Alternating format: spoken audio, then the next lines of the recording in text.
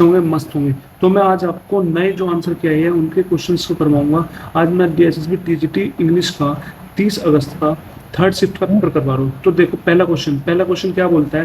पहला क्वेश्चन कह रहा है कि एक व्यापारी 62% लाभ पर अनाज बेचने का दावा करता है। मतलब एक व्यापारी है जो दावा करता है कि 62% लाभ पर वो अनाज को बेचता है, लेकिन बेईमानी से वह 13% कम वजन वाले बाट का उपयोग करता है। मतलब वो बेईमानी से 13% कम वजन वाला बाट का उपयोग करता है। मतलब वो चीज को बेचता तो पूरी पूरी की पूरी है, पर जो तोलता है वो तोलता है 13% कम। मतलब जो दूसरे को वो बेचेगा वो 13% कम बेचेगा। तो व्यापारी द्वारा अर्जित कुल लाभ प्रतिशत ज्ञात कीजिए। तो हमें क्या बताना है, व्यापारी के द्वारा कितना लाभ अर्जित हुआ है वो बताना है, और हमें बताना है उसको संख्या का पूर्णांक करके। तो कैसे करेंगे, देख एक तरफ तो हमने लिख लिया सीपी, एक तरफ लिख लिया एचपी। मतलब एक तरफ लिया पोस्ट प्राइस क्रय मूल्य, एक तरफ लिख लिया विक्रय मूल्य। तो पहले क्वेश्चन में क्या बोला है, उसने बोला है एक व्यापारी 62% लाभ पर अनाज बेचने का दावा करता है। मतलब वो दावा करता है उसने 62% लाभ पर अनाज को बेचा है। मतलब कोई चीज अगर उसने 100 में खरीदी होगी, कोई चीज उसने 100 में खरीदी होगी तो बेची कितने में होगी, 162 में। ठीक है, 100 का 62%, 62, तो 100 की खरीदी होगी 162 में बेची होगी। ठीक, तो अब फिर उसने बोला है कि लेकिन बेईमानी से वह 13% कम वजन वाले बाट का उपयोग करता है। मतलब बेईमानी से वो कितने, बेईमानी करके उसने 13% कम वजन वाला बाट का उपयोग किया। मतलब 13% कम वजन वाले का यूज करके क्या किया, मतलब जो उसने चीज 100 की खरीदी थी, मतलब जो चीज उसने व्यापारी ने 100 की खरीदी थी, तो 100 की चीज को कम करके उसने कितने की कर दी, 13% कम। 100 का 13% कितना बचा, 13। तो 13 कम कर दिया। मतलब कोई चीज उसने, मतलब इसने क्वेश्चन में बोला है कि लेकिन बेईमानी से वह 13% कम वजन वाले बाट का उपयोग करता है। कितने का वजन का उपयोग करता है, 13% कम वजन को उपयोग करता है। मतलब वो दावा करता है कि वो बेच तो 100 ग्राम चीज रहा है, पर उसने उस पे 13% कम वजन वाला बाट का उपयोग करता है। तो 13%, 100 का 13%, 13, तो उसने चीज को कितने में खरीदी होगी, 87 में। मतलब कहने का ये है, कोई चीज थी उसके पास, तो इसने कहा 13% कम बाट वाला उपयोग कर रहा है। तो इसका मतलब है कोई चीज उसने खरीदी होगी 100 की, मतलब 100 की कह रहा हूँ, कोई चीज, वो जो चीज उसने 100 की खरीदी थी, तो उस पर 13%, 13 जो है 13% बाट कम कर दिया उसने। 13% बाट का वजन का जो है 13% वजन जो है उसने कम कर दिया। तो 13% वजन, मतलब चीज थी 100 चीज उसने खरीदी थी, तो 13 कम करके वो बेच रहा है। तो कितने, मतलब उसने कितने खरीदी होगी, 87 ग्राम चीजें खरीदी होगी 87 रुपए की। तो बेच कितने रहा है, पूरे 100 की बेच रहा है वो। समझ में आया ना मैं क्या कहना चाह रहा हूँ। मैं कहना चाह रहा हूँ कि स्टार्टिंग से देखो, एक व्यापारी है 62% लाभ पर अनाज बेचने का दावा करता है। तो वो दावा करता है उसने 62% पर लाभ पर उसने क्या किया, बेचा। तो 62% लाभ का मतलब है कोई चीज उसने 100 में खरीदी होगी, तो 100 का 62%, 62, तो बेची कितने में होगी, 162। फिर उसने बोला है कि बेईमानी से उसने 13% कम वजन वाले बाट का उपयोग किया। तो कितने वजन का उपयोग किया, 13% कम वजन वाले बाट का उपयोग किया। मतलब वो चीज, वो बेच तो पूरी 100 की रहा है, बेच तो पूरी 100 की रहा है, उसने 13% कम करके, मतलब वो बता तो रहा है कि 100 की चीज है, तो 13% कम करके वो क्रय मूल्य कितने का दिखा रहा है, 87 का दिखा रहा है। कितना हो गया, 87। मतलब ये कहना चाह रहा हूं कि 13, बेईमानी से वह 13% कम वजन वाले बाट का उपयोग करता है। 13% कम वाले वजन का उपयोग, तो बेच तो पूरी 100 रहा है, तो 100 का 13%, 13, तो उसने खरीदी कितनी होगी, 87 यूनिट। ठीक है, तो यहाँ से काट दो, कटता हो 2 से काट दो, 2 50 जा, 2 से काट दो, 2 अट्ठे 16, 2 एकम 2, तो फिर ये कट जाएगा।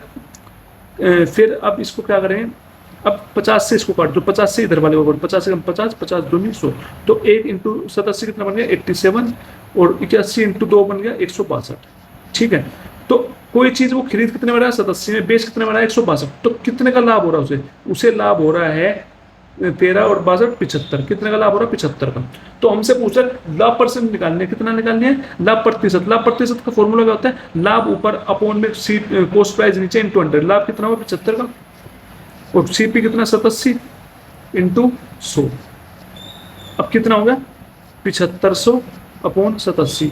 अब इसको करेंगे हम सोल्व। इसको सोल्व कैसे करेंगे, 7500 को डिवाइड करो कितने से, 87 से। अब क्या लग रहा है आपको किससे जाएगा ये चीज जाएगा लगभग लगभग 10 से तो 870 बन जाएगा, तो ज्यादा बेटर है। 9 से करेंगे लगभग वो भी ज्यादा बैठेगा, तो हम 8 से करते हैं। 87 8 से, तो 8 7 जा 56, 5 ऊपर 8 8 जा 64 69 696, तो 8 पे कितना बन गया 696, कितना बन गया 10 में से 6 का 4 बचे, 4 में से 14 में से 9 गए 5 बचे, तो 54 बच गया। अब देखो 80 बन गया, तो इसके बाद 54 बन गया, एक जीरो और लगा दी, तो ये जीरो थी, यहाँ पे जीरो उतार ली।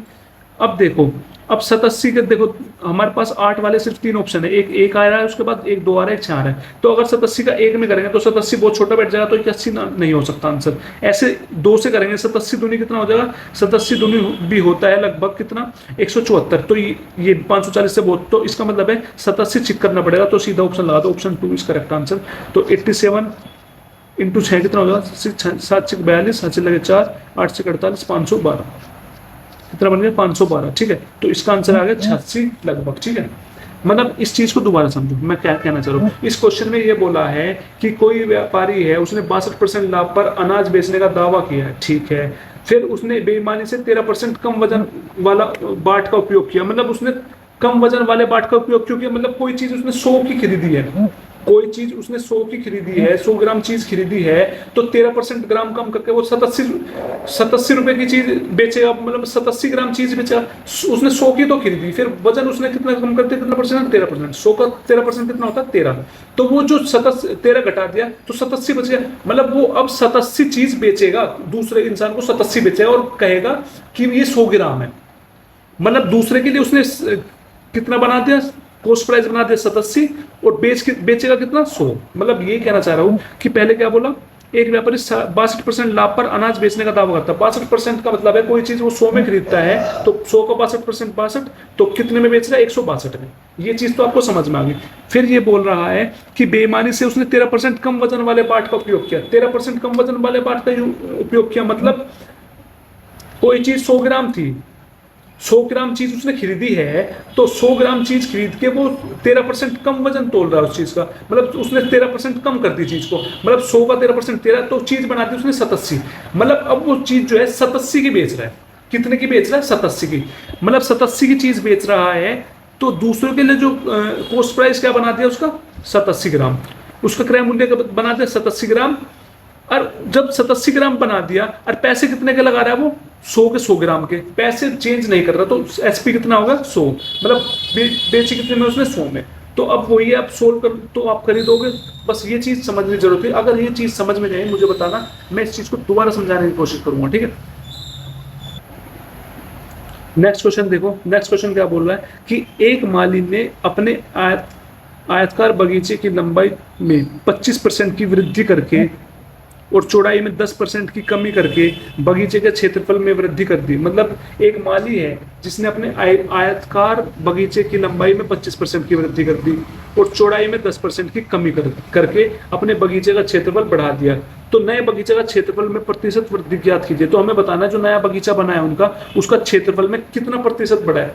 तो किसी भी आयतकार का क्षेत्रफल हमें निकालना होता है, किसी भी आयतकार का हमें क्षेत्रफल निकालना होता है। वो क्षेत्रफल कैसे निकालते हैं, लंबाई गुना चौड़ाई। क्या निकालते हैं, लंबाई गुना चौड़ाई। ठीक है, तो पहले इसने क्या बोला है, इसने बोला एक माली ने आयताकार बगीचे की लंबाई 25% बढ़ा दी। 25% का फ्रैक्शन क्या होता है, 25% का फ्रैक्शन होता है 1/4। अगर फ्रैक्शन याद नहीं है तो कैसे करेंगे, 25% का लगा देंगे अपन में 100, तो काट देंगे 25 चौके 100, मतलब 1/4 फ्रैक्शन आ गया। तो इसने बोला है कि एक माली ने अपने आयताकार बगीचे की लंबाई 25% में वृद्धि कर दी। मतलब 25% में वृद्धि का मतलब है 1/4 है, मतलब उसकी लंबाई पहले 4 थी, 1 कितनी होगी 5 होगी। ठीक है, ये होगी उसकी लंबाई। फिर उसने बोला है कि उसकी चौड़ाई जो है 10% की कमी होगी। 10% का फ्रैक्शन होता है क्या, 10% का फ्रैक्शन या तो याद होगा 1/10, अगर याद नहीं है तो 10% हटाने के बाद 100, 10 से 10 1/10 बन गया। तो इसने क्या बोला, चौड़ाई में 10% की कमी कर दी। 10% की कमी मतलब 10 का 10% 1 बैठता है, मतलब 10 पे 1 की कमी होगी। मतलब उसने कहा चौड़ाई में 10% की कमी होगी, मतलब चौड़ाई जो है 10 थी पहले, 10 से घट के कितनी होगी 9 हो गई। ठीक है, और इसका क्षेत्रफल बताना है कि क्षेत्रफल में कितनी वृद्धि हुई, हमें ये बताना है। मतलब हमें बताना है जो कि क्षेत्रफल में वृद्धि हुई है वो कितने प्रतिशत हुए। तो क्षेत्रफल का फॉर्मूला क्या होता है, तो लंबाई गुणा चौड़ाई हो जाएगा क्षेत्रफल का पूरा। तो इनकी गुणा कर देंगे हम, तो हमें पता चल जाएगा उसका क्षेत्रफल कितना, 4 गुना 10 40 और 5 गुना 9 45। मतलब पहले क्षेत्रफल उसका 40 था, बढ़ के कितना हो गया 45। अब हमसे पूछ रहा है कितने परसेंट वृद्धि हुई है, 40 से कितनी होगी 45, कितने परसेंट बढ़ी 5। 40 से 45 उनमें कितना बढ़ा 5 बढ़ा, किससे बढ़ा 40 से बढ़ा, तो अपॉन में 40 इंटू परसेंट निकाल दिया इंटू 100। अब काट दो, 20 दूनी 40, 20 पंजे 100, कितना बन गया 25/2। अब इस 25/2 को कर दो डिवाइड, कर दो कैसे, 25 को 2 से डिवाइड करेंगे, 2 एकम 2, 5 उतार लिया, 2 दूनी 4। देख लो 12 वाला सिर्फ एक ऑप्शन है, सीधा आगे करने की जरूरत नहीं है, सीधा यहीं से ऑप्शन लगा दो और बढ़ चलो, ज्यादा करने की जरूरत नहीं है। तो मैं आपको आगे भी करके बता देता हूँ, फिर भी 5 में से 4 गया, 1 बचा, 0 बढ़ा दी तो पॉइंट लग गया। तो पॉइंट लगते 12 पंजे, सॉरी 2 पंजे 10, तो 12.5% आ गया इसका आंसर। ठीक है, नेक्स्ट क्वेश्चन देखो, नेक्स्ट क्वेश्चन क्या बोल रहा है। नेक्स्ट क्वेश्चन बोल रहा है किसी वस्तु को 2076 में बेचने पर अर्जित लाभ, मतलब कोई वस्तु उसने बेची, उस वस्तु को बेचने पर जो उसे लाभ मिला है उसी वस्तु के 1524 में बेचने पर उसे हुई हानि के बराबर है। मतलब इसने ये कहा है कि कोई वस्तु है उसने 2076 में बेची तो उसे कुछ लाभ हुआ है, और उसी वस्तु को उसने अगर 1524 में बेची होती तो उसको जो हानि होगी वो इस पहले वाले के लाभ के बराबर होगी। तो फिर उसने कहा 25% लाभ अर्जित करने के लिए, अगर उसे 25% लाभ अर्जित करना है तो उसी वस्तु की कितने मूल्य में बेचा जाना चाहिए। मतलब 25% लाभ अर्जित करना है अगर उसे, तो उस वस्तु को कितने मूल्य में बेचा जाना चाहिए, मतलब उसे उस वस्तु को कितने में बेचनी चाहिए। अब चीज देखो कैसे करना है। तो इसमें दे रखा है 2 CP, मतलब कह रखा है कि 2076 की चीज बेचने पर उसे लाभ होता है कुछ का, और 1524 को बेचने पर उसे नुकसान होता है, मतलब उसे हानि होते लाभ के बराबर। ठीक, तो इस टाइप के क्वेश्चन को कैसे करेंगे, एक तरफ लिख लिया हमने CP कॉस्ट प्राइस, तो इसने हानि दे रखी है, पहली सॉरी सेलिंग प्राइस दे रखा है, तो पहला सेलिंग प्राइस इधर लिखेंगे, दूसरा सेलिंग प्राइस इधर लेंगे। पहले सेलिंग प्राइस कितना है 2076, दूसरा सेलिंग प्राइस कितना है 1524। तो जब उसने 2076 की चीज बेची तो उसे लाभ हुआ कितने का, जो भी लाभ हुआ, मतलब मान ले 1 का लाभ हुआ, तो अगर वो 1524 की चीज बेचने पर हानि हुई है तो हानि कितनी होती है, जितना लाभ होता है, लाभ इतना हुआ 1, तो हानि कितनी हुई -1। तो अब देखो इसके बीच का डिफरेंस कितना है, 1524 का 276 का डिफरेंस देखो कितना आएगा, माइनस कर दो 1524, कितना बन गया, 6 में से 4 गए 2 बचे, 7 में से 2 गए 5 बचे, 10 में से 5 गए 5 बचे, 552। तो इसका डिफरेंस आ गया 552, तो 552 डिफरेंस आ गया। अब इनका डिफरेंस कितना आएगा, 1 का लॉस 1 का लाभ, तो कितना आ गया इसका 1 + 1 2। तो क्योंकि 1 में लाभ हो रहा है 1 में हानि हो रही है, तो दोनों जुड़ जाएंगे आपस में, तो कितना आ गया 2। अब इसे काट दो, 2 दूनी 4,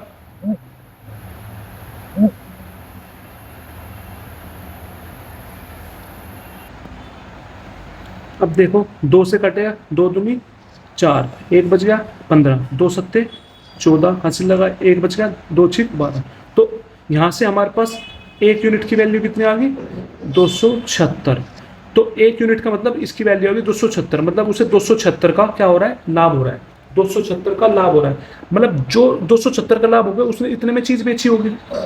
तो जब 276 का लाभ हो रहा है तो वो चीज उसने इतने में बेची होगी। अगर 276 को हम घटा देंगे, माइनस कर देंगे, तो हमें पता चल जाएगा उसका कॉस्ट प्राइस कितना है, उसका क्रय मूल्य कितना है, क्योंकि 276 का तो लाभ हो रहा है। तो जब लाभ होता है क्रय मूल्य में जोड़, उस लाभ को जोड़ के वही तो हमारा SP बनता है विक्रय मूल्य। तो अब हमें विक्रय मूल्य पता है और 276 का लाभ है, तो अगर 276 माइनस कर देंगे तो हमें क्रय मूल्य मिल जाएगा। अब माइनस कर दो कितने को, कितने में से 2076 में से माइनस कर दो 276 को, कितना बनेगा, ये बन जाएगा 0 0 10 में से 10 में से 2 गए 8 बचे, 1 बचे 1800 बचे, कितना 1800। तो हमारे पास कॉस्ट प्राइस कितना आ गया, CP की वैल्यू आ गई 1800। तो जब CP की वैल्यू 1800 आ गई तो अब इसके बाद क्या करना है,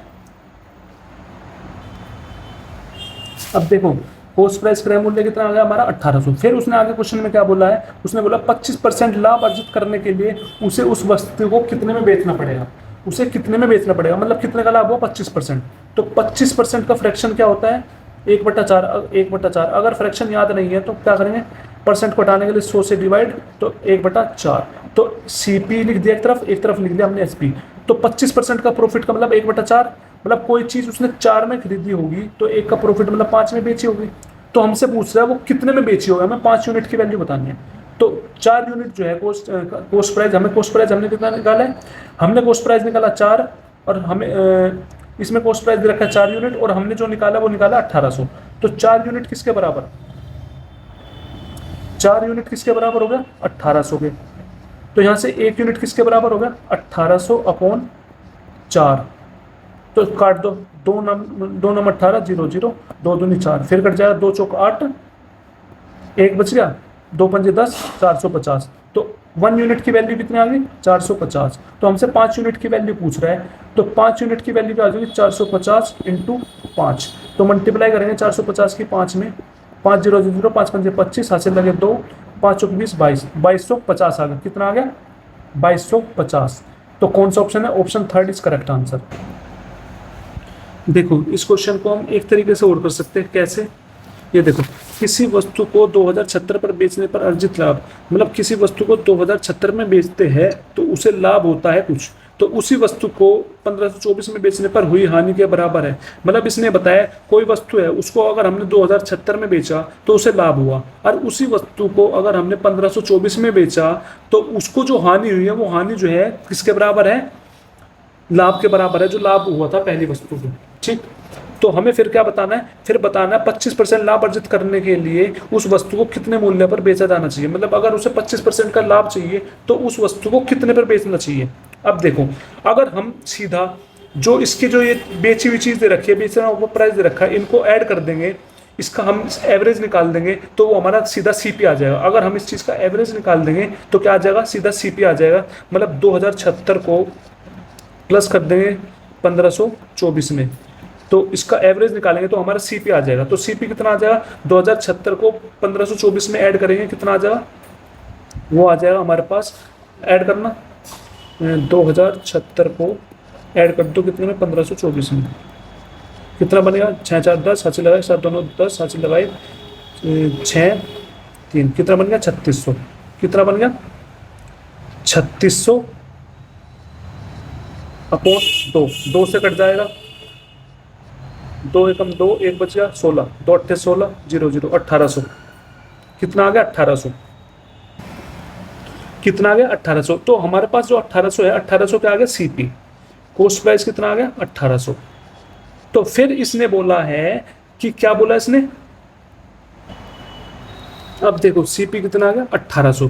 फिर उसने क्या बोला आगे, आगे उसने बोला है 25% लाभ अर्जित करने के लिए उसे उस वस्तु को कितने में बेचना होगा। मतलब उसे लाभ हुआ 25% का, 25% का लाभ हुआ, फ्रैक्शन क्या होता है, 1/4।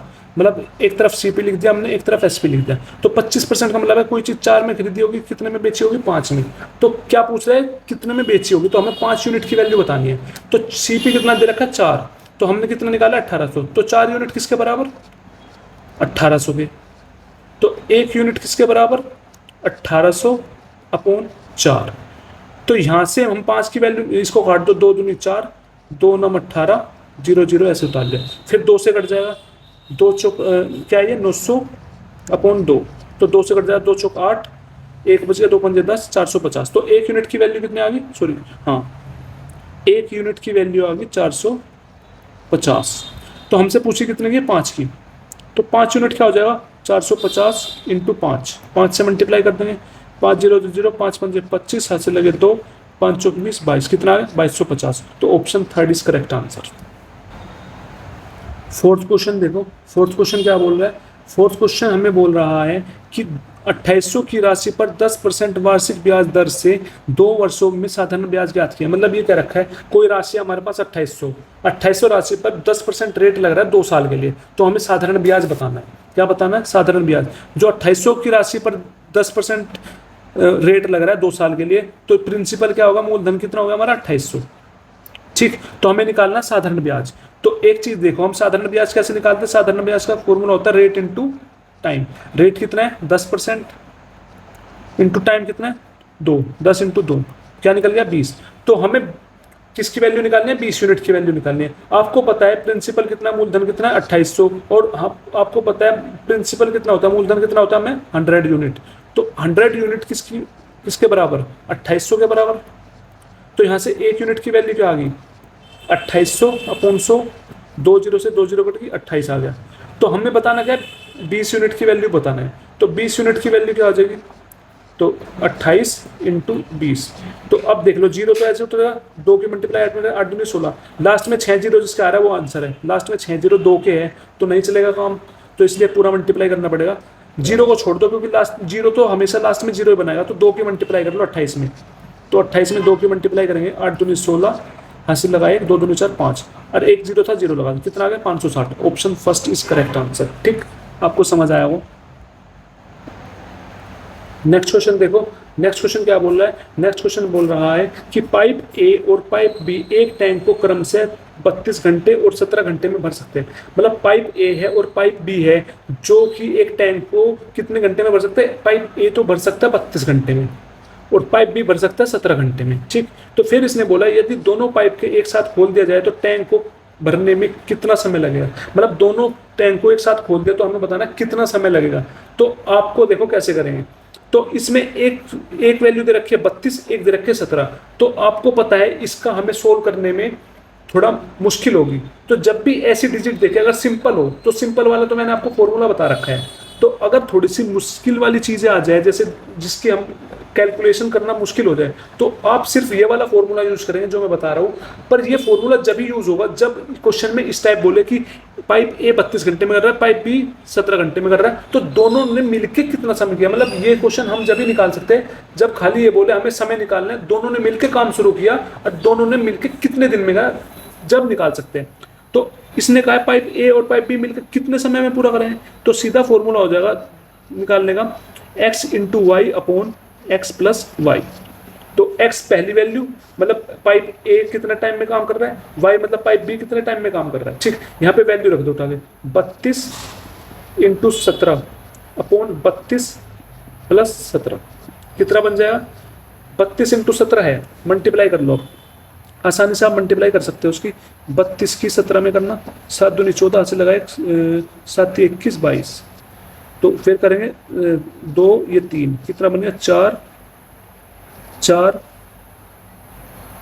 और 5 कितना बन गया, 5 4 4 कितना बन गया 5 4 4 अपॉन 32 प्लस 17 कितना बन गया 49, कितना बन गया 49। ठीक है, अब इसको कर दो डिवाइड, डिवाइड करेंगे कैसे, 5 4 4 को 49 से डिवाइड कर दो, 49 बन जा 49, कितना बच गया 6 बच गया, 6 बचेगा 5 बचेगा सॉरी 5, तो 4 उतार लिया, 49 बन जा 49, कितना बच गया 5। तो अब क्या करेंगे, बस अब इसके बाद जीरो लगाएंगे तो फिर पॉइंट लगेगा, तो क्योंकि पॉइंट तो है नहीं, फ्रैक्शन में दे रखा है, तो इस डिजिट को हम पहले लिखते हैं 11, फिर हम लिखते हैं जो रिमाइंडर बचता है 11 सही 5 अपॉन में इस चीज को लिखते हैं। तो क्या बन गया हमारे पास 11 सही 5/49 घंटे। तो कौन से ऑप्शन में, option third is correct answer. ठीक, आई होप सब समझ में आया होगा आपके। अब देखो नेक्स्ट क्वेश्चन, नेक्स्ट क्वेश्चन बोल रहा है arrange the following ratio in descending order. मतलब इस रेशियो को हमें किस में लगाना है, डिसेंडिंग ऑर्डर में लगाना है, घटते क्रम में लगाना है। तो क्या क्या रेशियो दे रखा है हमें, 25:19, 25:19, क्या दे रखा है 12:18, 26:3, और नेक्स्ट है, नेक्स्ट लिख लेंगे यहाँ पे 13:5। अब अगर कोई चीज कटता हो तो उसे काट लो पहले ही, ये तो कटेगा नहीं, ये कट जाएगा 2 6 12, 2 9 18, फिर कट जाएगा 3 दूनी 6, 3 3 9, क्या बन गया ये वाला 2/3। अब ये बताना घटते क्रम में, मतलब सबसे पहले सबसे बड़ा, फिर छोटा, फिर उससे छोटा। तो सबसे पहले हम 25 को 19 से डिवाइड करेंगे, तो 25 को 19 से डिवाइड किया, 19 एकम 19, कितना बच गया 6, तो 6 बच गया, जीरो लगा दी तो पॉइंट लग गया, तो 19 दिए 57, यही छोड़ दो, तो इसका कितना आ गया 1.3। अब 2/3 का निकाल लो, तो 2 3 जीरो बढ़ा दे तो पॉइंट लग गया, तो 3 6 18, तो कितना आ गया, इसका आ गया 0.6। अब ऐसे 26/3 का निकाल लो, 26 है 3 से डिवाइड करो, 3 8 24, 2 जीरो लगा दिया तो पॉइंट लग गया, तो 3 छंग 18, तो 8.6 इसका आ गया। ठीक, ऐसे 13/5 पकड़ लो, 13 को डिवाइड करो 5 से, 5 दूनी 10, कितना बच गया 3, 0 बढ़ा दो तो पॉइंट लग गया, 5 छंग 30, कितना बन गया 2.6। अब देखो कितना बन गया ये 2.6। अब इसमें सबसे ये चीज देखो, सबसे बड़ा कौन सा है इस चीज में, आपको सबसे बड़ा कौन सा दिख रहा है? सबसे बड़ा आपको इस चीज में ये दिख रहा है ना, सबसे बड़ा 2.6 है, तो इस सॉरी सबसे बड़ा है 8.6। सबसे बड़ा क्या है 8.6, सबसे पहले आएगा 8.6 मतलब 26/3। कौन सा रेशियो? 26/3 वाला। तो 26/3 वाला पहले आएगा। कौन से ऑप्शन में 26/3 है? सिर्फ एक ऑप्शन में, आगे करने की जरूरत नहीं है, सीधा सेकंड पे लगाओ आगे बढ़ो। पर मैं आगे बता दूं 8.6 से फिर छोटा कौन सा है 2.6। कौन सा छोटा है 2.6, तो कौन सा आएगा चौथे वाला। चौथा वाला कौन सा है 13/5। फिर 2.6 से छोटा 1.3, कौन सा 25/19 वाला। फिर लास्ट में है 0.6 वाला, तो ये कौन सा है 12/18। तो ये हमारा आंसर हो जाएगा। ठीक है, मतलब जितना टाइम हम बचा सके उतना टाइम। सातवां क्वेश्चन देखो, सातवां क्वेश्चन क्या बोल रहा है? सातवां क्वेश्चन बोल रहा है हमको कि पाइप ए अकेले एक खाली टंकी को 20 घंटे में भर सकता है। मतलब पाइप ए है, किसी टंकी को कितने टाइम में भर सकता है? 20 घंटे में। और पाइप बी अकेले उसी टंकी को 37 घंटे में भर सकता है। और पाइप बी उसी टंकी को 37 घंटे में भर सकता है। तो दोनों एक साथ खोल दिया जाए, अगर दोनों टंकी को एक साथ खोल दिया जाए तो टंकी का आधा हिस्सा भरने में कितना समय लगेगा? मतलब हमें ये बताना है, दोनों टंकी को एक साथ खोल दिया तो हमें ये बताना है उसके पूरी टंकी को आधा हिस्सा भरने में कितना टाइम लगेगा। हमें ये बताना है आधा हिस्सा भरने में कितना टाइम लगेगा। अब देख, एक पाइप जो है 20 घंटे में भर रहा है, दूसरा पाइप 37 घंटे में भर रहा है। तो यहाँ से देखने से लग रहा है इसकी कैलकुलेशन बनेगी, हम सीधा सोल्व नहीं कर पाएंगे। तो जब भी ऐसा क्वेश्चन हो और हमें दोनों का मतलब दोनों को साथ में काम शुरू किया और समय निकालना हो, तो सीधा हम क्या फॉर्मूला यूज करेंगे? हम ये वाला फॉर्मूला यूज करेंगे, x into Y upon X plus Y. ठीक, तो हमारा पहला x की वैल्यू कितनी है 20 इंटू वाई की वैल्यू कितनी है 37। तो ये होता है हमारा टोटल काम। ये कितना काम होता है? टोटल काम। टोटल काम इतना होगा 20 इंटू 37। तो हमें बोला है काम कितना करवाना? आधा। जब आधा काम करवाना है तो इसको कर देंगे 2 से डिवाइड, तो आधा काम हो जाएगा। तो अपोन में x प्लस वाई आ जाएगा, मतलब 20 प्लस 37। तो यहाँ से क्या आ जाएगा हमारे पास 20 इंटू 37 अपोन, ये नीचे था नीचे आ जाएगा, तो 2 इंटू 20 प्लस 37 कितना बन गया 57। तो 2 से कट गया 2 10 जा, तो यह बन गया 370 अपॉन 57। ठीक है, 370 अपॉन 57। ठीक, इसके बाद अब इसको हम डिवाइड कर देंगे। अब ये हमने 370 अपॉन 57। तो अब इसको डिवाइड करना है। एक चीज देखो, यहाँ से किसके पास है? 50 के पास है। तो 50 के पास है तो 50 में क्या मल्टीप्लाई करें? 300 के पास आ जाए। अगर मैं 50 की मल्टीप्लाई 6 में करूँ, 50 छंग 300, 300 आ गया। और 50 से कुछ ना कुछ ऊपर है, तो ये भी 50 से ऊपर है। तो हम सीधा पहले 57 की मल्टीप्लाई करके देख लेंगे 7 में, सॉरी 6 में। कितने में? 6 में। तो 7 6 जा 42, 4 ऊपर, तो 6 5 जा 30, 34, 342 आ गया। तो 57 6 जा 342। अगर इससे नहीं होता फिर 7 से करके देखते हैं। तो 342 के बाद क्या आ जाएगा हमारे पास? 8 बचा, 10 में से 6 बच गया, 6 4 28 बचे। कितना बच गया? 28। तो अब क्या करेंगे? जब 28 हमारा बच चुका है तो अब सबसे पहले, क्योंकि आगे तो पॉइंट में तो आंसर लाना नहीं है क्योंकि मिक्स फ्रैक्शन में दे रखा है, तो सबसे पहले क्या लिखेंगे हम? 6 को। क्या लिखा सबसे पहले हमने? 6। फिर इसका रिमाइंडर आता है। रिमाइंडर कितना है? 28। तो 28 अपॉन फिर आता है ये कितना आ गया? 57। तो 6 सही 28/57 कौन सा है? 6 सही 28/57 है तीसरे ऑप्शन में। तो ऑप्शन 3 इज करेक्ट। ठीक, अब 8th क्वेश्चन देखो। 8th क्वेश्चन क्या बोल रहा है? 8th क्वेश्चन बोल रहा है कि इन ए टेस्ट, एक टेस्ट में बी गोट 52 मार्क्स। तो किसी टेस्ट के अंदर बी तो लाया 52 marks, while a goat 80 marks. और ए जो है कितने मार्क्स लाया? 80 मार्क्स लाया आउट ऑफ 80 मैक्सिमम मार्क्स। मतलब कि एक टेस्ट के अंदर बी लाया 52 मार्क्स, ए लाया 80 मार्क्स, और मैक्सिमम मार्क्स कितने थे? 80 में से लाए। ये मार्क्स लाए 80 में से, जो कि मैक्सिमम मार्क्स है। 80 में से बी लाया 52 मार्क्स, 80 में से ए लाया 80 मार्क्स। तो what approximately percentage of A marks were B marks. तो हमें बताना है कि ए का कितना प्रतिशत बी के मार्क्स होंगे, मतलब ए के कितने प्रतिशत होंगे बी के मार्क्स। मतलब कि जहां भी क्वेश्चन में व्हाट परसेंटेज आ जाए और ये आ जाए कितना प्रतिशत, जहां पे भी वट परसेंट आ जाए और जहां पे भी कितना प्रतिशत आए, कितना प्रतिशत जिसके साथ होगा या वट परसेंटेज जिसके साथ होगा उसको हम लिखते हैं नीचे। तो वट परसेंटेज के साथ क्या है ए, और कितना प्रतिशत के साथ अगर ए है तो ए लिखेंगे नीचे। तो ए के मार्क्स कितने 80, तो नीचे लिखेंगे 80। ऊपर में लिखेगा दूसरा वाला, जो दूसरा वाला कितना है बी, तो बी के मार्क्स कितने 52। तो हमें परसेंटेज निकालने हैं तो इंटू कर देंगे 100 से। ठीक, तो 20 से कट जाएगा, 20 चौक 80, 20 पंजे 100। अब ये 4 से काट दो, 4 एकम 4 बच गया 1, 4 3 12, तो कितना बच गया 13 इंटू 5। तो अब देखो 5 3 15, लास्ट में 5 कौन से में, सिर्फ 2 ऑप्शन में है तो इसकी मल्टीप्लाई करनी पड़ेगी, कर लो 13 5 में 5 3 15, हाथ से लगाए 5 कम 5 6, कितना percent 65%। Option 4 is correct answer. ठीक, नेक्स्ट क्वेश्चन देखो। नेक्स्ट क्वेश्चन क्या बोल रहा है कि राकेश अपनी आय का 60% खर्च करता है, मतलब राकेश जो है जितनी उसकी आय है अपनी आय का 60% खर्च करता है। तो यदि वह 72,000 बचाता है, अगर वो 72,000 बचाता है तो उसकी आय क्या होगी, उसकी आय पूछ रहा है, उसकी आय क्या होगी। तो हम क्या करेंगे, एक तरफ लिख लेंगे हम आय, एक तरफ लिख लेंगे हम खर्च, और एक तरफ लिख लेंगे हम बचत। ठीक, तो पहले क्या बोला उसने, राकेश अपनी आय का 60% खर्च करता है। तो मान ले उसकी आय है 100, तो 100 में का 60% खर्च कर देता है, 100 का 60% 60, तो खर्च कितना कर देता है 60। तो जब 100 में से 60 खर्च कर देता है तो बचत कितनी करता है 40 की। तो बचत 40 की करता है, और क्वेश्चन में बचत कितनी रखी है 72,000, तो 40 यूनिट की वैल्यू कितनी होगी 72,000। तो यहाँ से 1 यूनिट निकालेंगे तो 1 यूनिट कितना आ जाएगा 72,000 अपॉन 40, काट देंगे 4 से 4 1 0 गई, 4 से कटेगा 4 एकम 4, 3 बच गया, 4 8 32, 1800 कितना आ गया 1 यूनिट की वैल्यू, 1 यूनिट की वैल्यू आ गई 1800। ठीक, तो फिर उसने पूछा उसकी आय बतानी है, उसकी आय बतानी है, आय कितनी है यहाँ पे 100 यूनिट, तो हमें 100 यूनिट की वैल्यू बतानी है।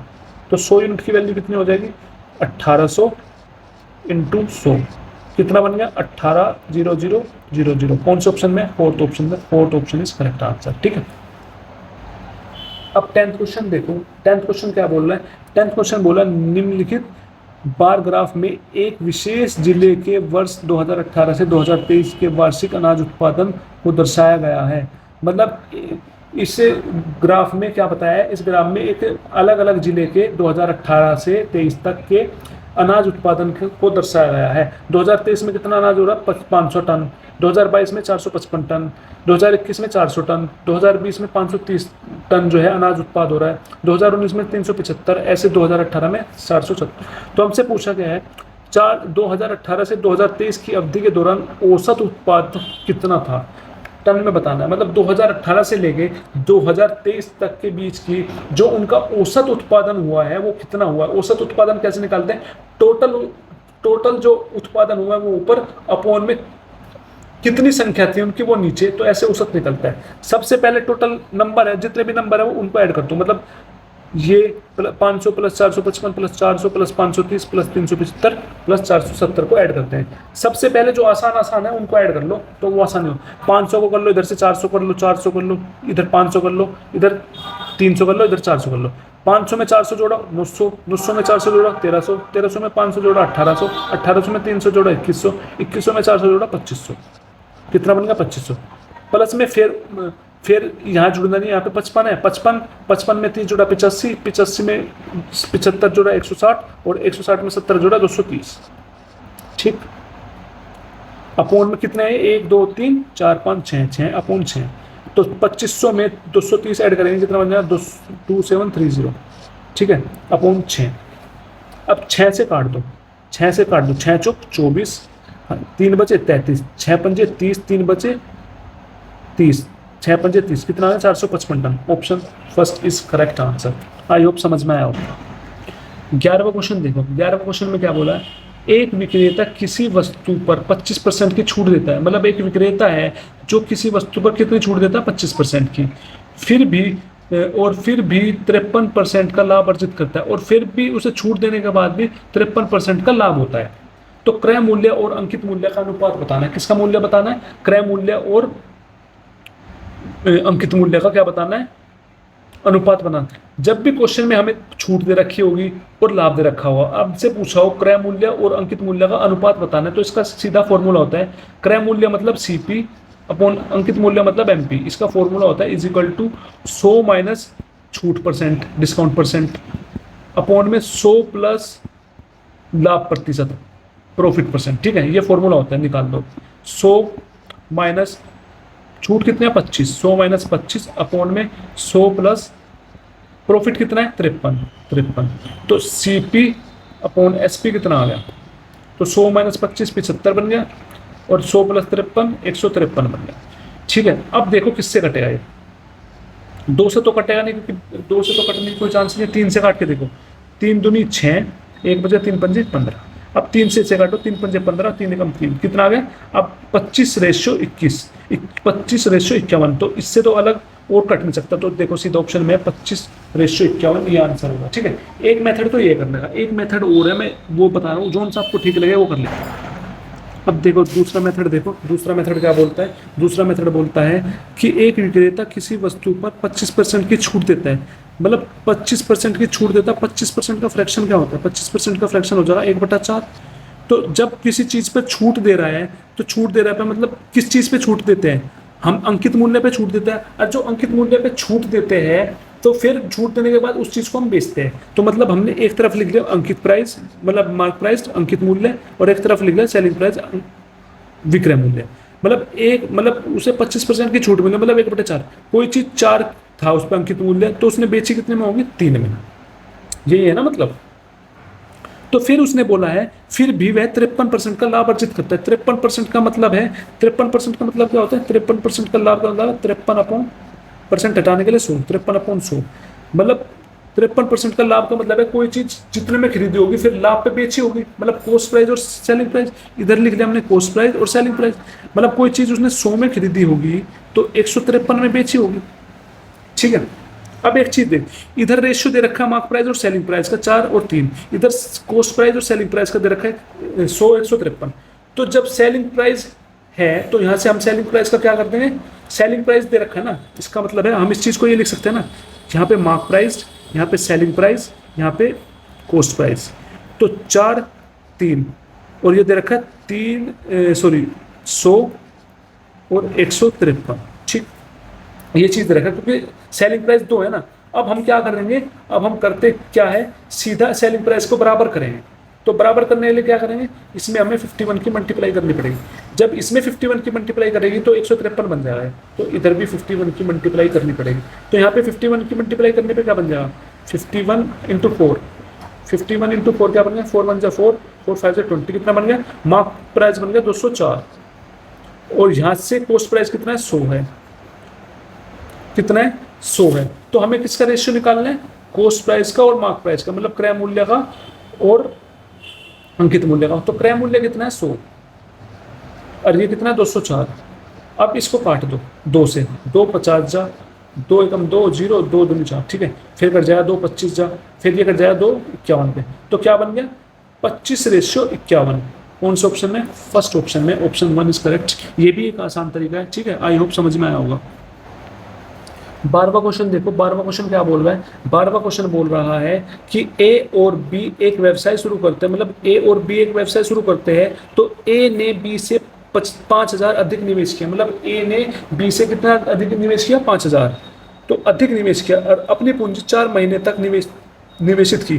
तो मतलब ए ने बी से 5,000 ज्यादा निवेश किए और ए ने 4 महीने तक निवेश किया, और जबकि बी ने अपनी पूंजी 5 महीने तक निवेश की और बी ने कितने की 5 महीने तक निवेश की।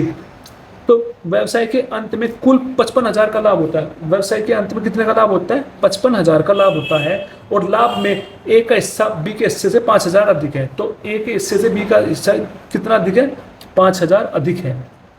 तो ए द्वारा निवेशित पूंजी की धनराशि ज्ञात की, तो मतलब हमें बताना है तो ए ने कितना निवेश किया था। अब चीज को देखो, अब एक तरफ लिख लिया हमने ए, एक तरफ लिख लिया बी। पहले क्या बोला है, ए और बी ने व्यवसाय शुरू किया, तो ए ने जो है बी से 5,000 अधिक निवेश किया। मतलब मान ले अगर ए ने एक्स निवेश किया है तो बी ने 5,000 कम किया होगा, तो एक्स माइनस 5,000। समझ रहे बात को। ठीक, उसके बाद इसने बोला है अपनी पूंजी 4 महीने के लिए निवेशित करता है कौन, ए। तो ए ने कितने निवेश की 4 महीने के लिए, एक्स इंटू 4, कितने बन गए 4x। ठीक, फिर इसने बोला जबकि बी ने अपनी पूंजी को 5 महीने के लिए निवेशित किया है, इसने कितनी की है 5 महीने के लिए, इंटू कर देंगे 5। ठीक है, समझ गया। फिर इसने बोला है इसके बाद, तो व्यवसाय के अंत में कुल कितना लाभ होता है 55,000 का, कितना लाभ होता है 55,000 का। तो उसमें से जो 55,000 का लाभ हुआ है उसमें जो लाभ ए का लाभ है वो बी के लाभ से कितना ज्यादा है 5,000, मतलब ए का लाभ जो है बी के लाभ से 5,000 अधिक है, तो टोटल लाभ हुआ 55,000 का। तो मतलब मान लो कि 5,000 रुपए ज्यादा किसे मिला हुआ है ए को, तो ए के 5,000 रुपए पहले निकाल लो, क्योंकि ए को ज्यादा मिल रहे 5,000, जैसे 5,000 निकालते कितने रुपए बच गए 50,000, तो कितने रुपए बच गए 50,000। तो ए को 5,000 तो ज्यादा मिलेंगे पहले, और 5,000 निकालते तो वो ए के 5,000 तो हमने निकाल दिया। अब जो 50,000 बच गए वो 50,000 दोनों में बराबर बराबर बटेंगे। क्यों? क्योंकि क्वेश्चन में खुद कहा है कि ए के 5,000 ज्यादा है, सिर्फ ए के 5,000 ज्यादा है। तो जैसे हमने पूरे में से 5,000 निकाल दिए तो 50,000 बच गए, तो 50,000 तो बराबर बराबर में बटेंगे ना। तो 2 से डिवाइड किया कितना बन जाएगा 25,000, कितना बन जाएगा 25,000। तो इसका मतलब क्या है, ए को लाभ होगा 30,000 का और बी को लाभ होगा 25,000 का। आई होप इतना समझ में आया होगा आपको, क्योंकि इसने क्वेश्चन में कहा लाभ 55,000 का टोटल है और जो ए को लाभ है जो बी के लाभ से कितना ज्यादा है 5,000। जब ए को 5,000 लाभ ज्यादा है, अगर हम 5,000 को हटा देंगे तो दोनों को लाभ बराबर बराबर होगा ना। तो 5,000 हटा दिए 50,000 बच गए, तो इस 50,000 में दोनों को बराबर बराबर होगा, तो 2 से डिवाइड कर दे तो दोनों को 25,000 रुपए मिले। मतलब बी को 25,000 का लाभ मिला और ए को 25,000 तो मिल रहा था और 5,000 और, तो 30,000 लाभ मिल गया। ठीक, तो अब क्या करेंगे आगे, अब ये चीज दे दी तो हमें ए का निवेश बताना है, ए ने निवेश कितने का, मतलब एक्स की वैल्यू बतानी है। अब इसका मतलब है ए बाय बी, यहाँ से रेशियो निकाल दो, 3 0 से 3 0 खत्म, क्या बचेगा 30/25। तो यहाँ से काट दे 5 6 30, 5 5 25। तो हम इसको रेशियो निकल गया कितना 6:5, तो इसको रेशियो में निकलेंगे।